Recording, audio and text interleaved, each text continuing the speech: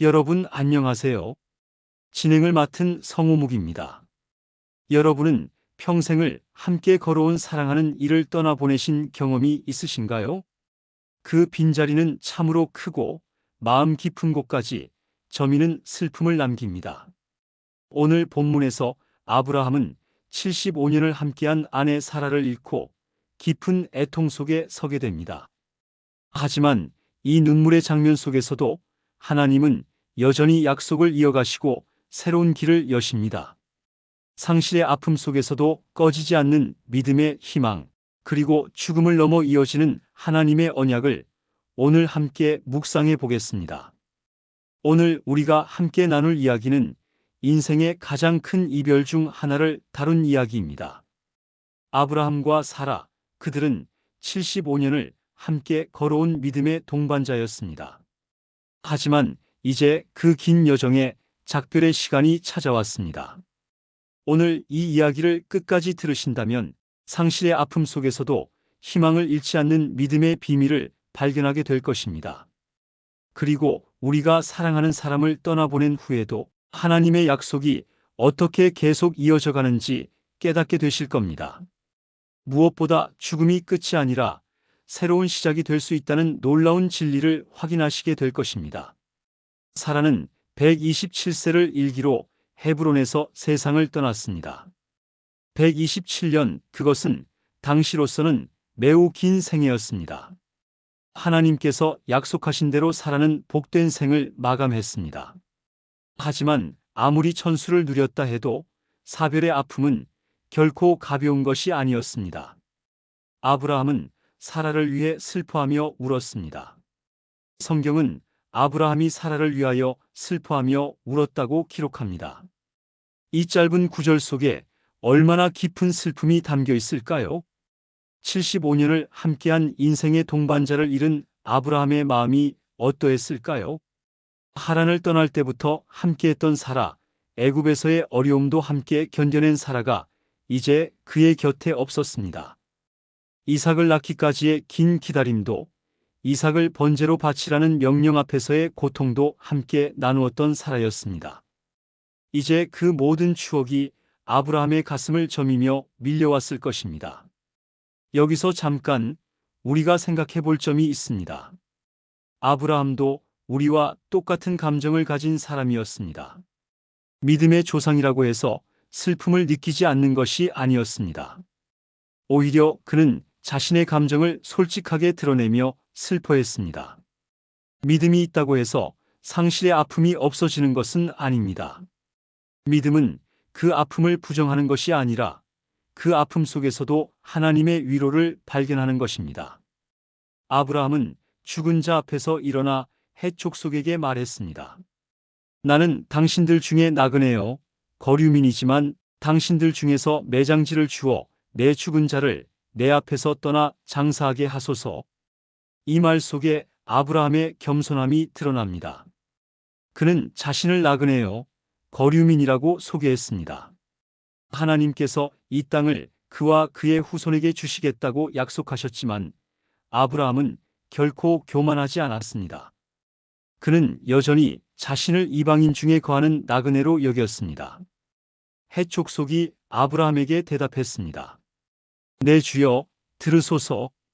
당신은 우리 중에서 하나님의 귀한 방백이시니 우리 묘실 중에서 가장 좋은 것을 택하여 당신의 죽은 자를 장사하소서.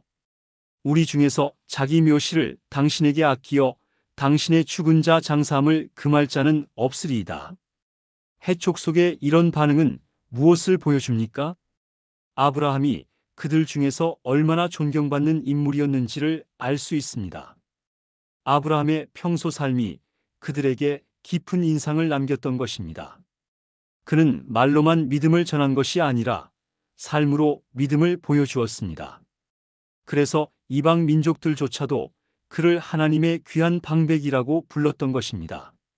하지만 아브라함은 그들의 호의를 그대로 받지 않았습니다. 그는 다시 일어나 그들에게 절하며 말했습니다. 만일 당신들이 내 죽은 자를 내 앞에서 떠나 장사하는 것을 허락하려거든 나에게 들어주어 나를 위하여 소알의 아들 에브론에게 구하소서. 여기서 잠깐 우리가 묵상할 포인트는 이것입니다. 아브라함은 왜 공짜로 주겠다는 땅을 거절하고 돈을 주고 사려 했을까요? 이것은 단순한 예의가 아니었습니다.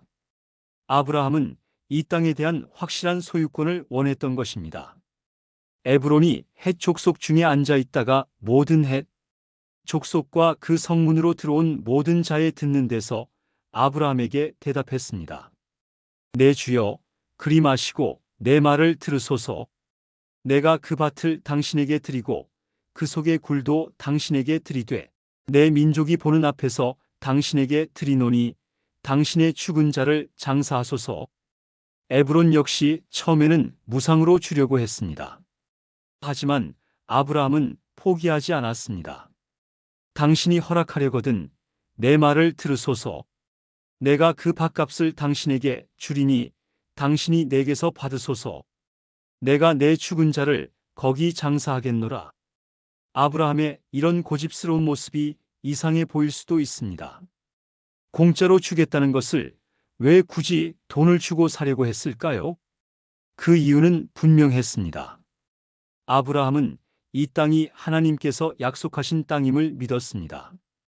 그리고 그 약속을 붙잡기 위해 확실한 소유권을 원했던 것입니다. 에브론이 아브라함에게 대답했습니다. 내 주여, 내 말을 들으소서. 그 땅값은 은 400세겔이나 그것이 나와 당신 사이에 무엇이리까? 당신의 죽은 자를 장사하소서.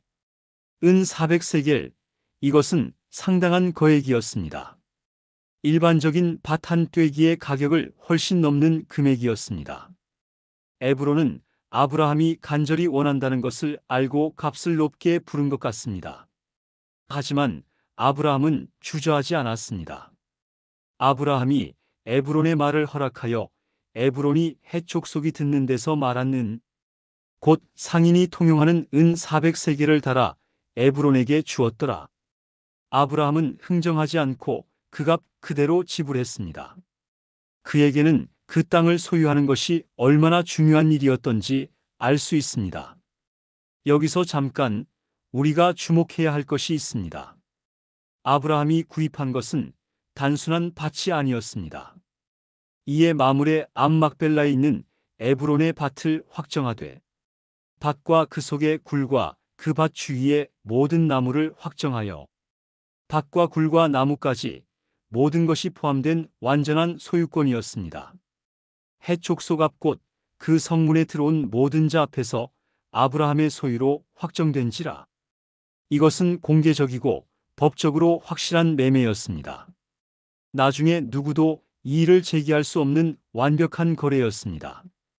그 후에 아브라함이 그 아내 사라를 가나안 땅 마물의 암 막벨라 밭굴에 장사하였더라.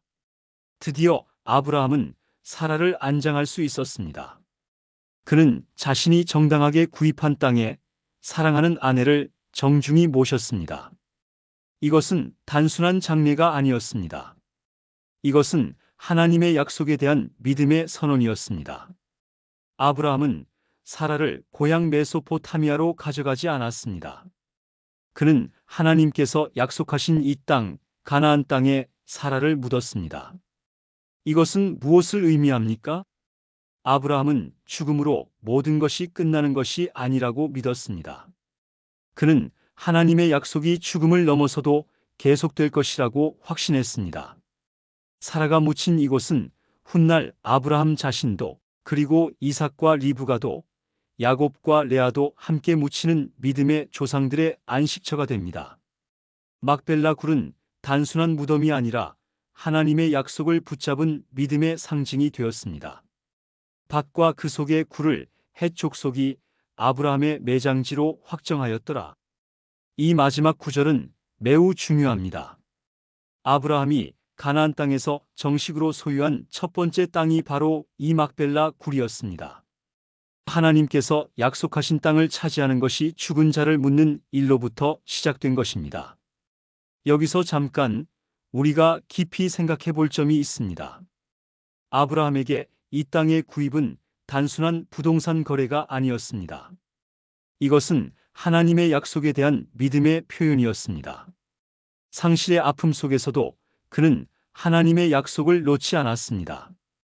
이제 이 가슴 아픈 이야기가 우리에게 주는 깊은 메시지를 함께 나눠보겠습니다. 첫 번째 메시지, 상실의 슬픔 속에도 하나님은 함께 계십니다. 아브라함이 사라를 위해 슬퍼하며 운 것은 자연스러운 반응이었습니다. 믿음이 있다고 해서 슬픔을 느끼지 않는 것은 아닙니다. 오히려 깊이 사랑했기 때문에 깊이 슬퍼하는 것이 당연합니다. 혹시 여러분 중에도 소중한 사람을 먼저 떠나보내신 분들이 계실 것입니다. 배우자를, 부모님을, 자녀를, 친구를 먼저 하늘나라로 보내신 분들이 계실 것입니다. 그 슬픔이 얼마나 크고 깊은지, 그 마음의 공허함이 얼마나 큰지 잘 알고 계실 것입니다. 때로는 믿음이 있으면서도 왜 하나님은 내게서 이 사람을 데려가셨을까 하는 원망의 마음이 들 때도 있습니다. 하지만 아브라함의 모습을 보십시오. 그는 슬픔을 숨기지 않았습니다. 솔직하게 울고 애통해했습니다. 하나님은 우리의 이런 감정을 다 이해하십니다. 우리가 슬퍼할 때 하나님도 함께 슬퍼하십니다. 예수님도 나사로의 죽음 앞에서 눈물을 흘리셨습니다. 슬픔 자체가 믿음 없음의 표시가 아닙니다. 오히려 하나님은 우리의 슬픔을 통해 더 가까이 다가오십니다. 상실의 아픔을 겪고 계신 분들에게 말씀드립니다. 여러분의 눈물을 하나님께서는 소중히 여기십니다. 그 슬픔 속에서도 하나님은 여러분과 함께 계십니다. 두 번째 메시지, 믿음은 어려운 순간에 더욱 구체적인 행동으로 나타납니다. 아브라함이 막벨라 굴을 구입한 것은 매우 의미 있는 행동이었습니다. 그는 슬픔에 빠져 아무것도 하지 않은 것이 아니라 구체적인 행동을 취했습니다. 그것도 상당한 거금을 들여서 말입니다. 이것은 하나님의 약속에 대한 그의 확고한 믿음을 보여줍니다. 우리도 어려운 상황에 처했을 때 이런 믿음이 필요합니다. 막막한 현실 앞에서도 하나님의 약속을 붙잡고 구체적인 행동을 취하는 믿음 말입니다. 아브라함은 왜 공짜로 주겠다는 땅을 거절하고 돈을 주고 샀을까요? 그는 확실한 소유권을 원했습니다. 나중에 누군가 이것은 내 땅이 아니다라고 말할 수 없도록 하기 위해서였습니다. 이것은 하나님의 약속에 대한 그의 확신을 보여줍니다. 그는 이 땅이 정말로 자신과 후손들의 땅이 될 것이라고 믿었습니다. 우리도 하나님의 약속을 이런 확신으로 붙잡아야 합니다. 모호하고 애매한 희망이 아니라 구체적이고 확실한 믿음으로 말입니다. 하나님의 약속은 반드시 이루어집니다. 그것을 믿고 구체적인 행동을 취할 때 우리는 그 약속의 성취를 경험하게 됩니다. 세 번째 메시지, 죽음은 끝이 아니라 약속이 이어지는 통로입니다. 아브라함이 사라를 가나안 땅에 묻은 것은 매우 중요한 의미가 있습니다. 그는 사라를 고향으로 모셔가지 않았습니다. 하나님께서 약속하신 이 땅에 묻었습니다.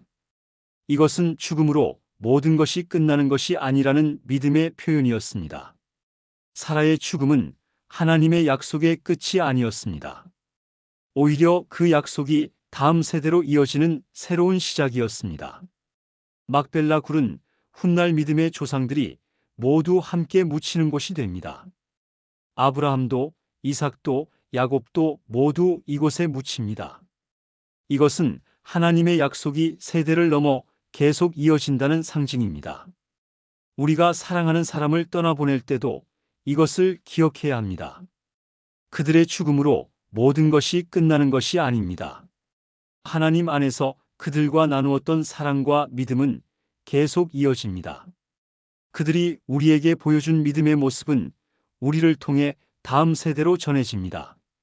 죽음은 이별이지만 동시에 새로운 만남의 약속이기도 합니다. 하나님 나라에서 다시 만날 그날을 소망하며 우리는 오늘도 믿음의 길을 걸어갑니다. 네 번째 메시지, 하나님의 계획은 우리의 상실을 통해서도 이루어집니다. 사라의 죽음은 아브라함에게 큰 상실이었습니다. 하지만 하나님은 이 상실을 통해서도 당신의 계획을 이루어 가셨습니다. 막벨라 굴의 구입은 아브라함이 가나안 땅에서 얻은 첫 번째 소유였습니다. 하나님의 약속이 구체적으로 실현되기 시작한 첫걸음이었습니다. 우리 삶에서도 마찬가지입니다. 우리가 경험하는 상실과 아픔이 때로는 하나님의 더 큰 계획의 일부일 수 있습니다. 그 순간에는 이해할 수 없어도 시간이 지나면 하나님의 선하신 뜻을 발견하게 됩니다. 상실의 경험을 통해 우리는 더 깊은 믿음을 갖게 되기도 합니다. 다른 사람의 아픔을 더 잘 이해하게 되기도 합니다. 하나님께 더 의존하게 되기도 합니다. 모든 것을 다 이해할 수는 없어도 하나님께서는 모든 것을 합력하여 선을 이루신다는 것을 믿을 수 있습니다. 여러분이 지금 경험하고 있는 어려움도 하나님의 더 큰 계획 속에 있습니다. 그 계획을 다 알 수는 없어도 하나님을 신뢰할 수 있습니다. 다섯 번째 메시지 남겨진 자의 사명이 있습니다. 아브라함은 사라를 떠나보낸 후에도 삶을 포기하지 않았습니다. 오히려 더 중요한 일들을 해야 했습니다. 이삭을 위한 아내를 구해야 했고 하나님의 약속을 이어가야 했습니다. 상실을 경험한 후에 남겨진 자에게는 특별한 사명이 있습니다. 떠난 자가 하지 못한 일을 계속해야 하는 사명이 있습니다. 그들의 믿음과 사랑을 이어가야 하는 사명이 있습니다. 배우자를 먼저 떠나보내신 분들께 말씀드립니다. 여러분에게는 아직 해야 할 일들이 남아 있습니다. 자녀들에게 전해줄 믿음이 있고 손자, 손녀들에게 보여줄 사랑이 있습니다. 혼자가 된 것처럼 느껴져도 하나님께서는 여러분과 함께 계십니다. 여러분을 통해 이루실 일들이 아직 많이 남아 있습니다. 아브라함이 사라 없이도 하나님의 계획을 이어갔듯이 여러분도 하나님의 은혜로 남은 삶을 잘 감당할 수 있습니다. 상실은 끝이 아니라 새로운 시작입니다. 하나님의 계획은 우리의 상실로 멈추지 않습니다. 에필로그. 오늘 우리는 아브라함과 사라의 이별 이야기를 통해 많은 것을 배웠습니다. 상실의 슬픔 속에서도 하나님이 함께 계신다는 것을 확인했습니다. 어려운 순간에 더욱 구체적인 믿음의 행동이 필요하다는 것을 깨달았습니다. 죽음이 끝이 아니라 약속이 이어지는 통로라는 것을 배웠습니다. 이 모든 교훈들이 여러분의 삶 속에서 위로와 힘이 되기를 바랍니다. 혹시 지금 상실의 아픔을 겪고 계신 분이 계신다면 여러분은 혼자가 아니라는 것을 기억하시기 바랍니다.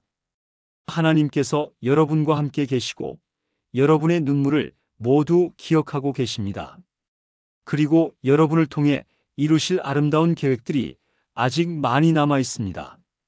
오늘도 하나님의 은혜 안에서 평안하시기 바랍니다. 여러분의 삶 속에서도 막벨라 굴과 같은 믿음의 흔적들이 남겨지기를 기도합니다. 오늘 말씀을 통해 우리가 얻을 수 있는 세 가지 핵심 교훈을 다시 한번 정리해 보겠습니다. 첫째, 상실의 아픔 속에서도 하나님은 우리와 함께 계십니다. 둘째, 믿음은 어려운 순간에 더욱 구체적인 행동으로 나타나야 합니다. 셋째, 죽음은 끝이 아니라 하나님의 약속이 이어지는 새로운 시작입니다. 다음 이야기에서는 홀로 남은 아브라함이 아들 이삭을 위해 아내를 구하는 아름다운 장면을 만나게 됩니다. 하나님께서 어떻게 리브가와 이삭의 만남을 준비하시는지, 그리고 믿음의 계보가 어떻게 다음 세대로 이어져 가는지 확인하실 수 있을 것입니다. 상실 이후에 펼쳐지는 하나님의 새로운 계획을 함께 보게 될 것입니다. 다음 시간에도 함께 해 주시기 바랍니다.